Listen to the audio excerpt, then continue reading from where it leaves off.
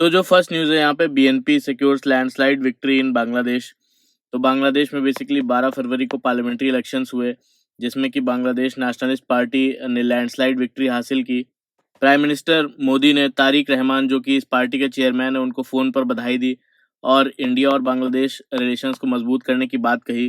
तो यहाँ पर बीएनपी की नई सरकार ने क्लियर सिग्नल दिया है कि इंडिया के साथ रिलेशंस इम्पॉर्टेंट रहेंगे, लेकिन कुछ सेंसिटिव इश्यूज पर तुरंत एड्रेस करना होगा। इसमें कि पहला है बॉर्डर किलिंग्स का पहला मुद्दा। बांग्लादेश में सबसे ज़्यादा इमोशनल इशू बेसिकली इंडिया और बांग्लादेश बॉर्डर पर जो बीएसएफ फायरिंग में होने वाली डेथ्स हैं, और जब भी ऐसी घटना होती है बांग्लादेश के यूनिवर्सिटी कैंपसेस और पब्लिक में प्रोटेस्ट शुरू हो जाते हैं। तो बीएनपी का कहना है कि दोनों देशों के जो बॉर्डर हैं ऑलरेडी सेटल्ड हैं, इसलिए shoot to kill approach avoid की जानी चाहिए। और सेकंड यहाँ पर बोलते हैं कि गंगा वाटर ट्रीटी का रिन्यूअल। तो यहाँ पर इंडिया और बांग्लादेश के बीच जो गंगा रिवर का डिस्ट्रीब्यूशन है, उसका एग्रीमेंट 2026 में रिन्यू होना है, और बीएनपी चाहती है कि इस पर जल्दी नेगोशिएशन शुरू हो, क्योंकि पानी वाटर शेयरिंग बेसिकली बांग्लादेश के लिए एग्रीकल्चर और वहाँ के लाइवलीहुड का मेजर इशू है। फिर यहाँ पे थर्ड इशू जो है मेडिकल वीज़ाज़ का है। बांग्लादेश के हज़ारों लोग ट्रीटमेंट के लिए इंडिया आते हैं, तो बीएनपी का कहना है कि इंडिया को मेडिकल वीज़ाज़ ज़्यादा और आसान तरीके से देने चाहिए, वरना लोग चाइना जैसे ऑल्टरनेटिव्स की तरफ शिफ्ट हो सकते हैं। फोर्थ बोलते हैं यहाँ पर शेख हसीना का इशू। फॉर्मर पीएम जो बांग्लादेश के हैं शेख हसीना, अब वो इंडिया में है और बांग्लादेश में वांटेड है, और उनका इंडिया में रहना बेसिकली बीएनपी गवर्नमेंट के लिए एक पॉलिटिकली सेंसिटिव मैटर माना जा रहा है, जो फ्यूचर के इंडिया और बांग्लादेश रिलेशंस को अफेक्ट कर सकता है। इसीलिए इलेक्शन सिर्फ पावर चेंज नहीं, बल्कि 2024 के जो मास अपराइजिंग के बाद डेमोक्रेटिक सिस्टम की वापसी माना जा रहा है। खबर में देख लेते हैं कि new central fund to drive urban development. तो यूनियन गवर्नमेंट ने बेसिकली एक urban challenge fund UCF launch करने को अप्रूव कर दिया है, जिसमें कि 1 लाख करोड़ रुपए की सेंट्रल असिस्टेंस मिलेगी। ये scheme ministry of housing and urban affairs के अंडर एक सेंट्रली स्पॉन्सर्ड स्कीम होगी। तो इसका मेन एम होगा, एक तो transformative and bankable urban projects को सपोर्ट करना, जो कॉम्पिटिटिव चैलेंज मोड से सेलेक्ट होंगे। तो इसका मतलब ये है कि सिटीज़ को बेसिकली डायरेक्ट ग्रांट देने के बजाय उन्हें एनकरेज किया जाएगा कि वो मार्केट से पैसा उठाए रेज करें, जैसे कि म्युनिसिपल बॉन्ड से, बैंक लोन से, पब्लिक प्राइवेट पार्टनरशिप से। और सेंटर टोटल प्रोजेक्ट का 25% कॉस्ट देगा, लेकिन कंडीशन ये होगी कि कम से कम 50% मिनिमम पैसा जो है मार्केट से उठाया जाए। तो इस मॉडल से अगले 5 साल में लगभग 4 लाख करोड़ रुपए का टोटल इन्वेस्टमेंट अट्रैक्ट करने का टारगेट है।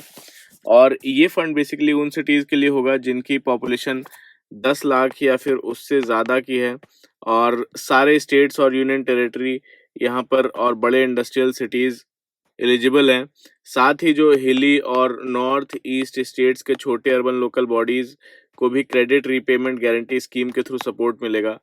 तो गवर्नमेंट कहती है ये जो ट्रेडिशनल अप्रोच था, ग्रांट बेस्ड अप्रोच, उससे शिफ्ट है। अब focus basically market linked, reform driven और आउटकम ओरिएंटेड डेवलपमेंट पर होगा। तो इसका गोल है कि एक रेजिलिएंट, इंक्लूसिव और क्लाइमेट रिस्पॉन्सिव सिटीज़ बनाना, जो इंडिया के इकोनॉमिक ग्रोथ के नेक्स्ट फेज को ड्राइव करें। तो ये स्कीम बेसिकली 2025, 2026 से 2030 और 2031 तक चलेगी, और ज़रूरत पड़े तो 2033 और 34 तक भी एक्सटेंड हो सकती है। फिर जो नेक्स्ट यहाँ पे, supreme court to hear plea against data protection law. तो यहाँ पर सुप्रीम कोर्ट मंडे को एक इम्पॉर्टेंट पिटीशन सुनेगा, जिसमें कि digital personal data protection act 2023 का उसको चैलेंज किया गया है। तो इस पिटीशन में बोला गया है कि इस एक्ट के सेक्शन 44 क्लॉज 3 ने बेसिकली आरटीआई का जो सेक्शन 81J है उसको बदल दिया है। तो अब होता क्या था, पहले जो आरटीआई एक्ट में सेक्शन 81 क्लॉज जे हो, उसके हिसाब से अगर कोई भी इंफॉर्मेशन अगर पर्सनल नेचर की होती होती थी, तो भी उसको सीधा मना नहीं किया जा सकता था। पब्लिक इंफॉर्मेशन ऑफिसर को क्लियर करना पड़ता था कि क्या इसमें से जो इंफॉर्मेशन देने जा रहे हैं, क्या ये इंफॉर्मेशन किसी पब्लिक एक्टिविटी से जुड़ी हुई है, क्या इससे प्राइवेसी या अननेसेसरी इन्वेजन होगा, और सबसे इम्पोर्टेंट, क्या पब्लिक इंटरेस्ट जो है प्राइवेसी से जो है ज़्यादा इम्पोर्टेंट है। तो अगर पब्लिक इंटरेस्ट स्ट्रांग होता था, तो जैसे करप्शन, मिसयूज ऑफ फंड्स, तो इन्फॉर्मेशन देनी पड़ती थी।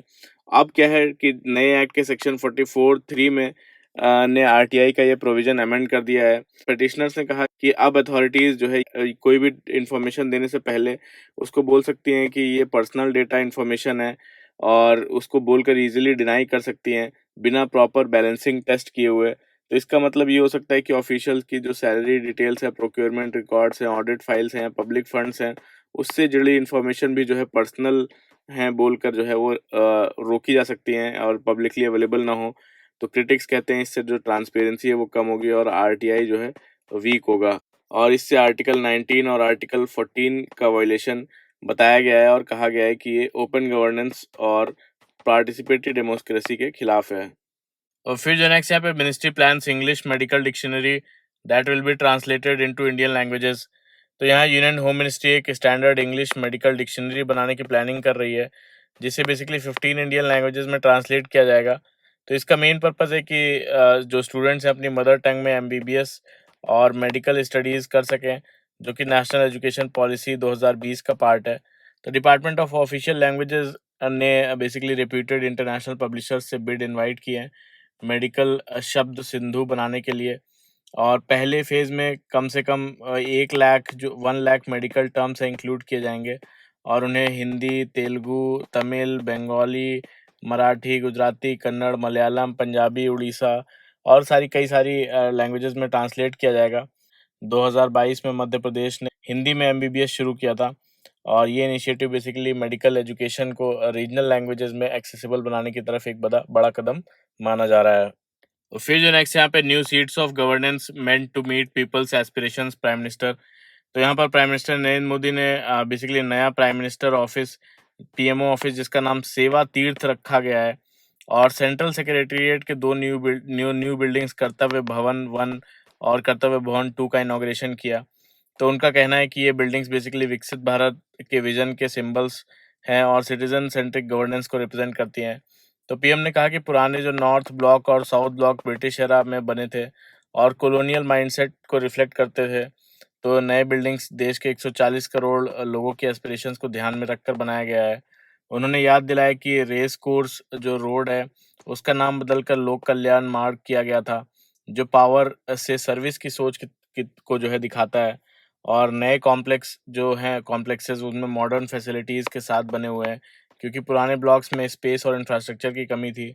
तो आर्किटेक्चर में यहाँ पर बोलते हैं कि red white sandstone, Buddha stupa और इंस्पायर्ड जो डोम्स और चालुक्यन टेम्पल्स स्टाइल एलिमेंट्स में यूज़ किए गए हैं। फिर जो नेक्स्ट यहाँ पे India believe that Panchsheel pact settled borders with China says CDS. तो यहाँ chief of defence staff general Anil Chauhan ने कहा कि इंडिपेंडेंस के बाद इंडिया चाइना के साथ अच्छे रिलेशंस बनाना चाहता था। उन्होंने बताया कि उस वक्त नॉर्दर्न बॉर्डर क्लियरली डिफाइंड नहीं थे चाइना के साथ। तो ईस्ट में बेसिकली यहाँ पे अरुणाचल अरुणाचल जिधर है अपना, उसके साथ इंडिया का मैकमोहन लाइन का रेफरेंस था और लद्दाख एरिया में क्लेम्स थे, लेकिन एग्जैक्ट डिमार्केशन यहाँ भी नहीं हुआ था। तो इसी स्टेबिलिटी के लिए बेसिकली 1954 में पंचशील एग्रीमेंट साइन हुआ था कि यहाँ पर स्टेबिलिटी रहे। तो जनरल चौहान ने कहा कि जब चाइना ने बेसिकली यहाँ पर तिब्बत पर कंट्रोल कर लिया, तब इंडिया और चाइना के बीच जो हिमालयाज़ तिब्बत में थे वो बेसिकली बफर जोन था, वो ख़त्म हो गया और डायरेक्ट बॉर्डर यहाँ पर इंडिया और चाइना का बन गया। तो इंडिया ने तिब्बत को चाइना का हिस्सा माना और चाइना को basically United nation security council में भी सपोर्ट मिला। तो इंडिया का मानना था कि जो पंचशील है उसके बाद बॉर्डर इश्यूज लार्जली सेटल हो गया। तो पंचशील क्या है? पंचशील एग्रीमेंट बेसिकली 29 अप्रैल 1954 को बीजिंग चाइना में इंडिया और चाइना के बीच जो है साइन हुआ था। इसका मेन पर्पस था कि जो मेनली तिब्बत के साथ जो ट्रेड और रिलेशंस हैं उसको रेगुलेट करने के लिए था। जब चाइना ने तिब्बत पर कंट्रोल इस्टेब्लिश कर लिया था, तो पंचशील के 5 प्रिंसिपल्स थे कि एक दूसरे की टेरिटोरियल इंटीग्रिटी और सॉवरेनिटी को रेस्पेक्ट किया जाए, नॉन एग्रेशन और थर्ड है नॉन इंटरफेरेंस जो दूसरे कंट्री के इंटरनल अफेयर्स में, fourth equality and mutual benefit और फिफ्थ था पीसफुल कोएग्जिस्टेंस। तो इन प्रिंसिपल्स पर बेसिकली डील हुई। इंडिया को लगा कि इस एग्रीमेंट के बाद नॉर्दर्न बॉर्डर्स इश्यूज लार्जली जो है सेटल हो गया, लेकिन बाद में चाइना ने कहा कि ये सिर्फ ट्रेड एग्रीमेंट था, बॉर्डर सेटलमेंट नहीं था। और यहाँ पर सीडीएस का कहना है कि जो हिमालयन रीजन की स्ट्रैटेजिक इंपॉर्टेंस पर जोर दिया जाए और कहा कि infrastructure, climate change, water security, border management पर इंटीग्रेटेड प्लानिंग ज़रूरी है। और फिर जो नेक्स्ट यहाँ पे telecom service providers do not own spectrum supreme court. तो ये न्यूज़ में बोला गया बेसिकली सुप्रीम कोर्ट ने तो यहाँ पर बोला गया सुप्रीम कोर्ट ने एक इम्पॉर्टेंट रूलिंग दिया है कि टेलीकॉम कंपनीज बेसिकली स्पेक्ट्रम जो रहता है, स्पेक्ट्रम की मालिक नहीं होती। स्पेक्ट्रम एक लिमिटेड और प्रीशियस नेचुरल रिसोर्स है, जो इंडिया की पब्लिक प्रॉपर्टी है और इसका लीगल ओनरशिप सिर्फ जो है यूनियन गवर्नमेंट के पास है। तो कोर्ट ने कहा कि कंपनीज अपने फाइनेंशियल स्टेटमेंट्स में स्पेक्ट्रम को इनटैंजिबल एसेट दिखा सकती हैं, लेकिन इसका मतलब ये नहीं कि उनकी ओनरशिप हो गई है उस पे। उन्होंने सिर्फ एक लिमिटेड और कंडीशनल लाइसेंस उनको मिलता है यूज़ करने का। तो इसलिए जब कोई टेलीकॉम कंपनी इंसॉल्वेंसी में जाती है, बैंकरप्सी में जाती है, तो वो स्पेक्ट्रम को अपनी एसेट बताकर बेच नहीं सकती। तो ये केस बेसिकली जो एयरसेल और डिश नेट है, जैसे जो कंपनीज से रिलेटेड था, जो लोन्स और लाइसेंस फीस नहीं चुका पाई और जब उन्हें basically insolvency and bankruptcy code के अंडर प्रोटेक्शन मांगा, तब डिस्प्यूट हुआ कि ये क्या स्पेक्ट्रम को बेसिकली आईबीसी के फ्रेमवर्क में ट्रीट किया जा सकता है कि नहीं। तो यहाँ पर कोर्ट ने क्लियर किया कि जो लाइसेंस फीस है और स्पेक्ट्रम चार्जेस ऑपरेशनल डेट नहीं है, बल्कि जो सॉवरेन लाइसेंस का पार्ट है ये। इसलिए टेलीकॉम सेक्टर पर जो इंसॉल्वेंसी एंड बैंक्रप्सी कोड है डायरेक्टली अप्लाई नहीं होता है। और फिर जो नेक्स्ट यहाँ पे इंडस बेसिन वाटर फ्लोज रोज वाइल गंगा डिक्लाइंड। तो यहाँ पर इंडियन सब कॉन्टिनेंट की दो बड़ी नॉर्दर्न रिवर सिस्टम, एक तो इंडस और दूसरी गंगा, ऑपोजिट डायरेक्शन में चेंज हो रहे हैं। तो यहाँ पर 1980 से बोलते हैं 2021 के डेटा के हिसाब से इंडस रिवर बेसिन का जो टोटल रिवर फ्लो है वो लगभग 8% बढ़ा है और जबकि गंगा बेसिन में लगभग 17% की गिरावट देखी गई है। तो इंडस में ज़्यादा बेसिकली यहाँ पर बारिश स्पेशली वेस्टर्न डिस्टर्बेंस की वजह से यहाँ पर पानी बढ़ा, खासकर यहाँ पर इंडस, झेलम, चेनाब में। लेकिन जो रावी और सतलज में गिरावट हुई है। तो गंगा बेसिन में रेनफॉल 10% जो है गंगा बेसिन में कम हुई। टेम्परेचर और वाटर डिमांड यहाँ पर बढ़ी है।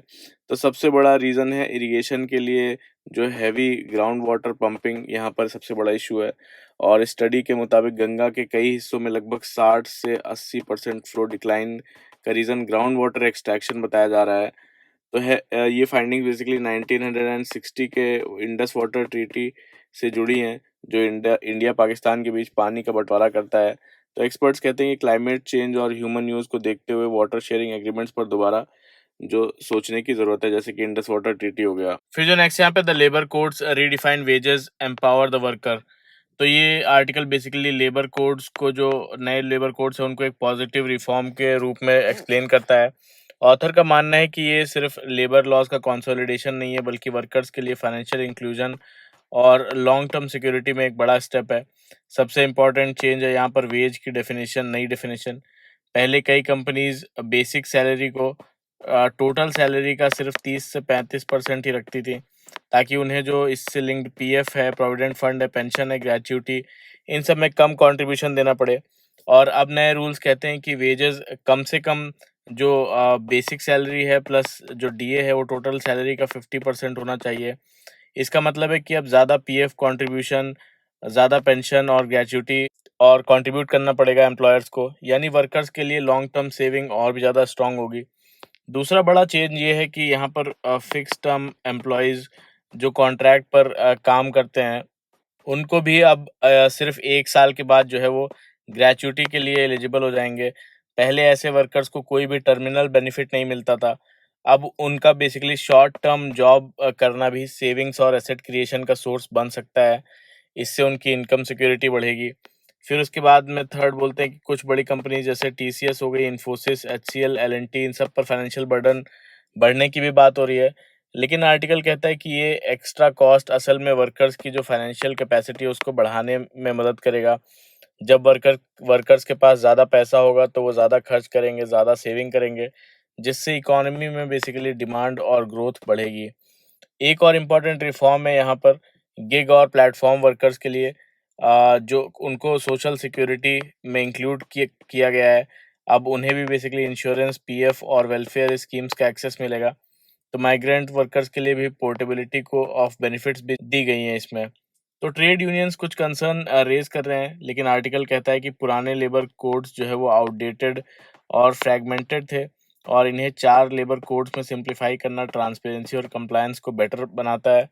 तो ओवरऑल आर्टिकल का कंक्लूजन है कि लेबर कोड्स इंक्लूसिव ग्रोथ का टूल है और ये कैपिटल से लेबर की तरफ इकोनॉमिक वैल्यू शिफ्ट करते हैं, जिससे वर्कर्स की डिग्निटी और जो फाइनेंशियल स्टेबिलिटी है दोनों ही बढ़ती है। तो फिर जो नेक्स्ट है यहाँ पे, the new CPI series will aid policy making and bolster the data stability. तो ये आर्टिकल बेसिकली जो कंज्यूमर प्राइस इंडेक्स सीरीज के बारे में है, जो रिसेंटली रिलीज हुआ। इसका बेस ईयर अब 2024 रखा गया है, जबकि पुरानी जो सीपीआई सीरीज है उसका बेस ईयर 2012 था।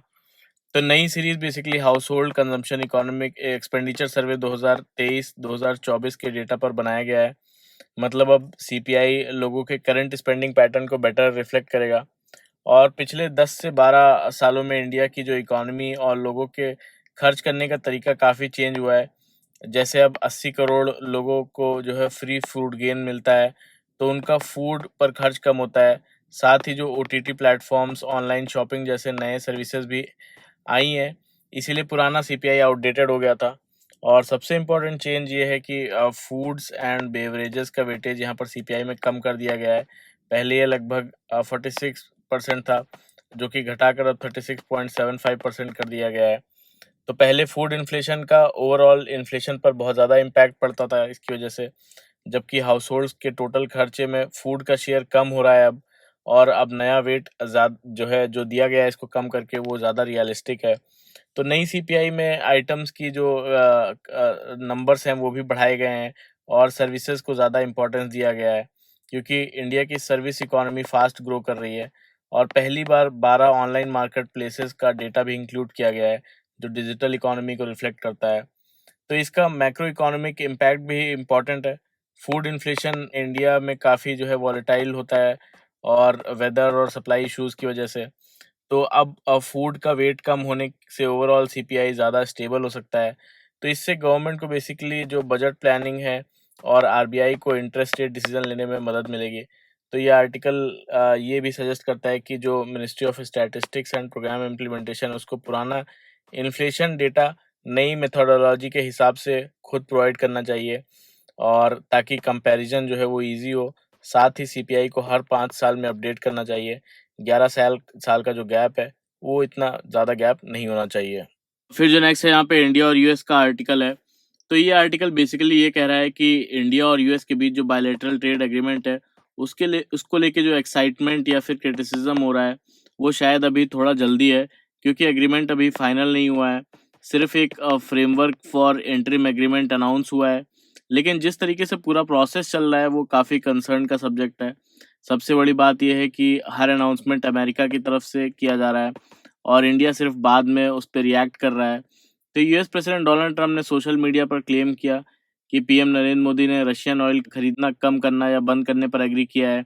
यूएस से ज़्यादा ऑयल लेगा, टैरिफ ज़ीरो करना अमेरिकन प्रोडक्ट्स पर, या फिर $500 बिलियन का अमेरिकन प्रोडक्ट खरीदना, उन सब पर इंडिया ने एग्री किया है। तो इंडिया ने इन क्लेम्स को सीधा डिनाई भी नहीं किया, सिर्फ जनरल स्टेटमेंट्स दिए।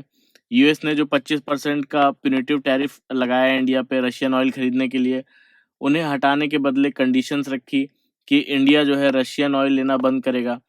अगर इंडिया फिर से रशियन ऑयल लेगा तो यूएस दोबारा से टैरिफ लगा सकता है।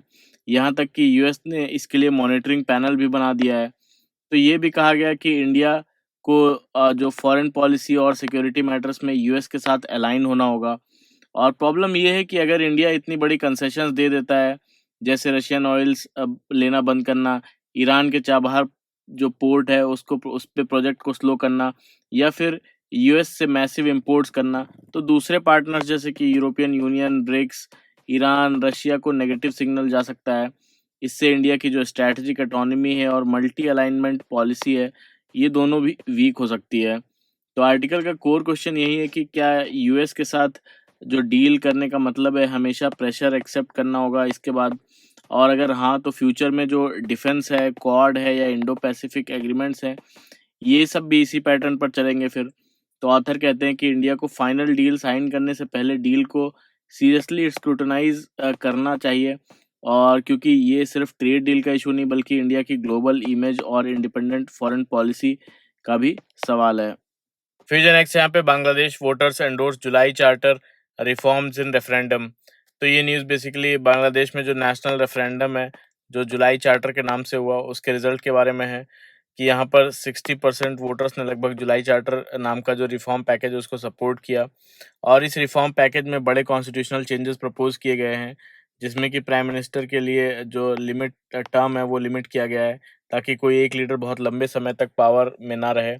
पार्लियामेंट के ऊपर एक अपर हाउस बनाना, प्रेसिडेंट की पावर को थोड़ा और स्ट्रॉन्ग करना और जुडिशरी को ज़्यादा इंडिपेंडेंट बनाना, पार्लियामेंट में जो वुमेन का रिप्रेजेंटेशन है बढ़ाना, डिप्टी स्पीकर और पार्लियामेंट्री कमिटीज़ के हेड्स को ऑपोजिशन से इलेक्ट करना।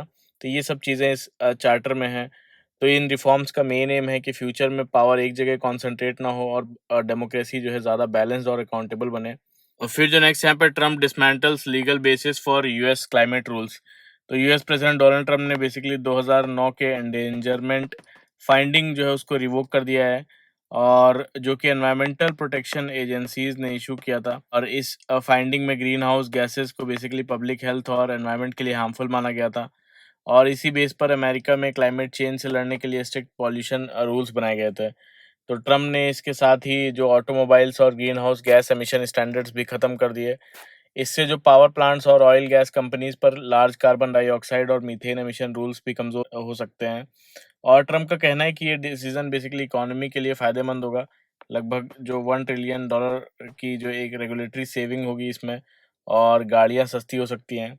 तो उन्होंने बेसिकली क्लाइमेट चेंज को ह्यूमन कॉज मानने से भी इनकार किया। तो यहाँ पर डोनाल्ड ट्रम्प के इस डिसीजन के खिलाफ जो है लीगल चैलेंजेस आने की भी संभावना है यहाँ पर। फिर जो नेक्स्ट यहाँ पे RBI issues draft circular on revised guidelines for lead bank scheme. तो यहाँ पर आरबीआई ने बेसिकली लीड बैंक स्कीम के रिवाइज्ड गाइडलाइंस पर एक ड्राफ्ट सर्कुलर जारी किया है और पब्लिक से कमेंट्स मांगे हैं। तो लीड बैंक स्कीम बेसिकली 1969 में शुरू हुआ था। इसका मेन एम था कि हर डिस्ट्रिक्ट में एक लीड बैंक को जिम्मेदारी दी जाए कि वो बेसिकली वहाँ पे बैंकिंग सर्विसेज को कोऑर्डिनेट करे सारे बैंक्स की, फाइनेंशियल इंक्लूजन जिससे बढ़े और गवर्नमेंट स्कीम्स को इफेक्टिवली इम्प्लीमेंट किया जा सके। तो अब आरबीआई जो चेंजेस प्रपोज कर रहा है उनका पर्पस है कि जो स्कीम है उसको और इफेक्टिव बनाया जाए, ड्राफ्ट गाइडलाइंस में स्कीम के ऑब्जेक्टिव्स को रिफाइन किया जाए, मीटिंग्स की स्ट्रक्चर और एजेंडा को इम्प्रूव किया जाए, और जो डिफरेंट ऑफिशियल्स हैं उनकी रोल्स एंड रिस्पॉन्सिबिलिटीज को क्लियरली डिफाइन कर किया जाए। फिर जो नेक्स्ट यहाँ पे India has not lost strategic autonomy after US deal से एस जयशंकर। तो यहाँ पर external affairs minister S Jaishankar ने क्लियर किया है कि इंडिया की स्ट्रेटेजिक ऑटोनॉमी पर कोई भी असर नहीं पड़ा है, चाहे यूएस के साथ रिसेंट ट्रेड डील एग्रीमेंट हुआ हो। और उन्होंने कहा कि इंडिया हमेशा से अपनी इंडिपेंडेंट फॉरेन पॉलिसी फॉलो करता आया है। जब उनसे पूछा गया कि क्या यूएस प्रेसिडेंट डोनाल्ड ट्रंप के साथ ट्रेड डील की वजह से रशिया से ऑयल इंपोर्ट करना कम किया गया है, जयशंकर ने कहा कि ऑयल खरीदने का जो डिसीजन है मार्केट फैक्टर्स पर डिपेंड करता है, ना कि किसी पॉलिटिकल प्रेशर पर। तो उन्होंने कहा कि स्ट्रैटेजिक इकोनॉमी इंडिया की बाईपार्टीशन पॉलिसी है, और उन्होंने कहा कि जो India middle east economic corridor project है, वेस्ट एशिया में कॉन्फ्लिक्ट की वजह से एक्सपेक्टेड स्पीड से आगे नहीं बढ़ पाया, लेकिन ये रुका नहीं है और प्रोग्रेस जारी है। उन्होंने क्लियर किया कि India middle east economic corridor का मेन फोकस बेसिकली कनेक्टिविटी और ट्रेड बढ़ाना है मिडिल ईस्ट और यूरोप के साथ, ना कि पैलेस्टीन इशू सॉल्व करना। साथ ही उन्होंने बताया कि जो क्वाड्रिलेटरल सिक्योरिटी डायलॉग है, क्वाड समिट, वो कैंसिल नहीं हुआ है, बस अभी तक ऑफिशियली शेड्यूल नहीं किया गया है। और फिर जो नेक्स्ट यहाँ पे polluters must pay to fight climate change stress finance minister. तो finance minister Nirmala Sitharaman Munich security conference में क्लाइमेट चेंज पर पॉल्यूटर पे प्रिंसिपल को हाईलाइट किया। उन्होंने कहा कि जिन डेवलप्ड कंट्रीज ने हिस्टोरिकली ज़्यादा पॉल्यूशन किया है, उन्हें क्लाइमेट एक्शन के लिए ज़्यादा रिस्पॉन्सिबिलिटी और फंडिंग लेनी चाहिए उनसे, और सब कंट्रीज को इक्वली पे नहीं करना चाहिए उसके लिए। तो उन्होंने टेक्नोलॉजी शेयरिंग पर भी जोर दिया कि, और कहा कि एडवांस नेशंस अपनी ग्रीन टेक्नोलॉजीज दूसरे देशों के साथ कॉमर्शियल बेसिस पर शेयर करें। इंडिया अपनी क्लाइमेट स्पेंडिंग जीडीपी के हिसाब से इंडिया ने बढ़ाई है, लेकिन फंडिंग और टेक्नोलॉजी सपोर्ट फिर भी मिलना चाहिए, स्पेशली अफ्रीकन कंट्रीज के लिए। और बजट एलोकेशंस पर उन्होंने कहा कि फंडिंग एक डायनेमिक प्रोसेस है और ज़रूरत पड़ने पर एक्स्ट्रा ग्रांट्स भी मिल सकते हैं। और फिर जो नेक्स्ट यहाँ पे Assam tea garden makes room for bamboo to fuel bio ethanol plant. तो असम के टी इंडस्ट्री के लिए एक नया अपॉर्चुनिटी सामने आया है। वर्ल्ड का टॉलेस्ट ग्रास यानी बैम्बू अब उनकी इनकम जो है बढ़ा सकता है। 2022 में असम गवर्नमेंट ने लॉ चेंज करके टी गार्डन्स को 5% लैंड जो है नॉन टी एक्टिविटीज़ के लिए यूज़ करने की परमिशन दी। तो इसी का फ़ायदा उठाते हुए कुछ टी स्टेट्स बैम्बू की खेती शुरू कर रहे हैं। और नुमालीगढ़ रिफाइनरी लिमिटेड ने फिनलैंड की कंपनी के साथ मिलकर नुमालीगढ़ में 4,930 करोड़ रुपए का 2G बायो एथेनॉल प्लांट लगाया है। तो इस प्लांट को लगभग जो है बेसिकली एथेनॉल बनाने के लिए हर साल 5 lakh metric ton green bamboo चाहिए होगा। ये बोलते हैं कि जो यहाँ पर 2G एथेनॉल होगा फूड क्रॉप से नहीं बल्कि bamboo based non food biomass से बनता है यहाँ पर, जो ज़्यादा सस्टेनेबल और इको फ्रेंडली एथेनॉल है। तो इस मॉडल ने बेसिकली फार्मर्स को नियर बाई जो चिपिंग यूनिट्स हैं उन पर उनको उनको बैम्बू देते हैं और फिर पेमेंट उनको तुरंत मिलता है। लॉन्ग टर्म गोल है कि 60 लाख यहाँ पर सैपलिंग्स फ्री डिस्ट्रीब्यूट किया जाए बैम्बू की। फिर जो नेक्स्ट यहाँ पे, how is US India trade deal being tweaked. तो यूएस इंडिया और यूएस के बीच हुआ जो एंट्रीम ट्रेड एग्रीमेंट है उसने इन्वेस्टर्स का कॉन्फिडेंस बढ़ाया है, क्योंकि इंडियन एक्सपोर्टर्स पर यूएस का जो रेसिप्रोकल टैरिफ है 25% से घटकर 18% होने की बात कही गई है।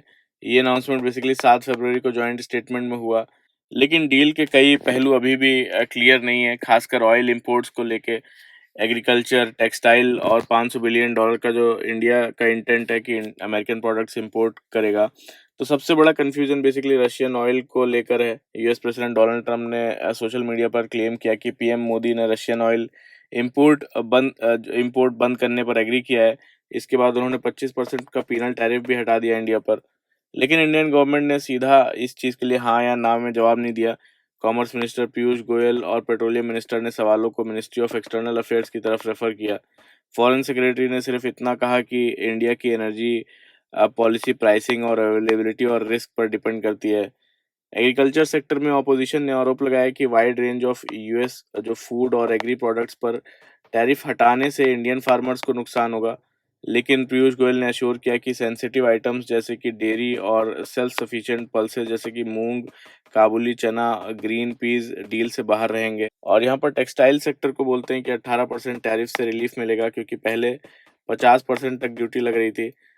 बांग्लादेश के साथ जो डील की यूएस ने कि अगर वो अमेरिकन जो कॉटन है यूज़ करके अमेरिका में दोबारा से क्लोथ एक्सपोर्ट करेगा बांग्लादेश, तो उस पर 0% ड्यूटी मिलेगी। तो अब गोयल ने कहा है कि इंडियन एक्सपोर्टर्स को भी वही बेनिफिट मिलेगा अगर वो यूएस कॉटन इंपोर्ट करें और दोबारा से कपड़ा बना के यूएस भेजें। और $500 बिलियन के जो इंपोर्ट्स हैं उनको लेकर भी कमिटमेंट और इंटेंशन शब्दों पर कंफ्यूजन है। और क्योंकि इंडिया ने क्लैरिफाई किया है कि जो $500 बिलियन का इंपोर्ट है अमेरिकन प्रोडक्ट्स का, वो कमिटमेंट नहीं, वो इंटेंट है। और फाइनल एग्रीमेंट यहाँ पर मिड मार्च में साइन होने के बाद ही पूरी क्लैरिटी इस पे मिल पाएगी। और फिर जो नेक्स्ट यहाँ पे, what has government laid down on AI labelling. तो ministry of electronics and IT ने बेसिकली यहाँ पर आईटी रूल्स 2021 में अमेंडमेंट नोटिफाई किया है, जो कि 20 फरवरी से इफेक्टिव होगा।